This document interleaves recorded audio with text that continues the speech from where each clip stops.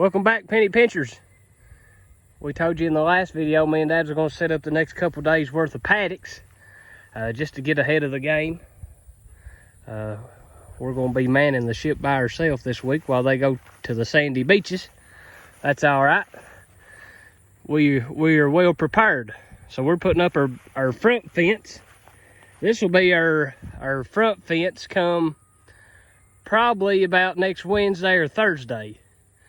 So guys, we just put up a week's worth of fencing in 10 minutes. I'm gonna walk over the hill and kind of show you guys and maybe detail a little bit what we're doing. But guys, me and Dad was talking about it as we was walking and putting up the fence. Gosh, this grass is doing good, guys. If we can get a little bit of rain, we're supposed to get some tomorrow, I think. If we can get a little bit of rain on this, guys, it will take off. And it's what we're seeing is, guys, when you have a stand of grass like this right here, and you can see the example in your yard. When you just mow your yard into the dirt, and like I do that on purpose to not get it to grow back so fast. But when you do catch a rain and your grass is mowed into the dirt, dust flying, it don't grow back as fast. And it's the same way in your pasture fields. Guys, when this set of grass right here gets a rain on it, it's growing good. Now you can kind of see it in comparison to the mule. When this grass that's mature, that's got a good stand, that's got a good root system and under it, when it gets a rain, guys, it is just gonna explode. It will flat out explode. It's kind of like your yard when you don't get to mow it 1 week and you catch a day or two of rain. Guys, it'll grow up to the windowsills. And that's the same example that we got in our pasture fields. But you can see the paddock that we've got laid out for the guys and gals next weekend. You can see it going right across through here. We started it down here at the water source. And we started at the water source and run away. I'll step up here, that way you can kind of see where the pond's at. That's the whole issue, guys, is water. Not necessarily grass or anything else at this moment, but I'm not going to be able to make it to the farm this weekend, so the main concern is getting the cows to water. And where they're at right now, we have to hand water them out of city water. But we have a pond right here that we can water out of. You can start to see it there. And it just so happens, it ain't just so happens, we purposely got a fence. It dead ends right there, it stops, and it runs right through the middle of this field, all the way out through there. And guys, that electric source in the center of your fields is life-saving when it comes to laying out and rotational grazing paddocks with poly braid. But we started down there on the far end, and we run the line across the top, went under the fence right here, and that line, the front line I told you from Wednesday or Thursday, it ends right there at the tree.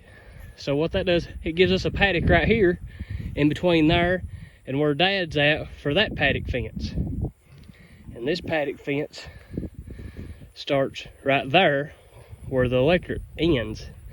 So basically what I'm trying to say is, guys, when Dad comes to move these cows this evening, he's going to let them out, and they're going to have this paddock right here that runs on the right side of this lane. They got all that grass all the way up to the top of the hill right there. They've got all this side over there. And that should do them till Monday when I can make it back. And Monday, when I get here, all I have to do, when the cows is already right there, I'm going to take her fence, unhook it right there, and hook it right there, and move the cows over. It's over. That's it, guys. That's all there is to it. And they'll be in this paddock right here that I'm standing on. And they've got all this over the hill, probably 10-ish. No, they ain't that much. Probably 5, 6, 7 acres. And that'll get them till about Thursday, probably. But guys, all that to say this, some management strategic fencing. Guys, if this fence right here was not just running through the middle, it would make us take some extra steps. It really would.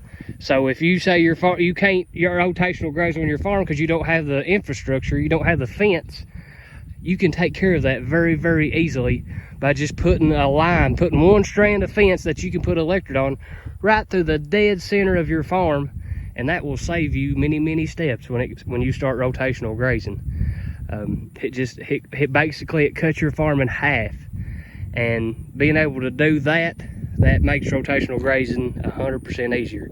I'm sitting here watching these cows, the ones that's out grazing, they're on this new grass just exactly like we told you guys that they would be. When you make daily moves, every couple day moves, them cows will not go back. So you may not necessarily even need a back fence. So I could actually probably, when we move the cattle from this paddock to this paddock that we're standing in, I could probably honestly roll that line up, and the cows would not spend very much time on that back paddock that they just come off of, simply because they've already picked over it, got the best grass out of it, and peed and pooped and fouled the rest of it. And they've got all this grass over here that's new and fresh that they're going to be eager to get to. So guys, don't get caught up in trying to do it just exactly right, I guess is what I'm trying to say. As long as you're doing something, as long as you're moving your cows, you will be rewarded with grass. I can promise you guys.